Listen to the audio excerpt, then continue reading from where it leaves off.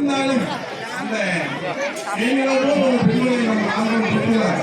அந்த பிள்ளையை எப்படி அனுப்ப முடியும்? தந்தையே சொல்லுங்கள். நம் கலாச்சாரப்படி பெண் குழந்தை காவல் செய்வதுதான் சிறப்பு. சரி, இதுதான் நம் அறவும் கூட. நீங்கள் சொல்லுகிறேன் சாமி, நம்முடைய வள்ளி வழியா இதை கேட்டுலாம் புறப்பட்டு சொல்லி அனுப்புங்க பார்ப்போம்.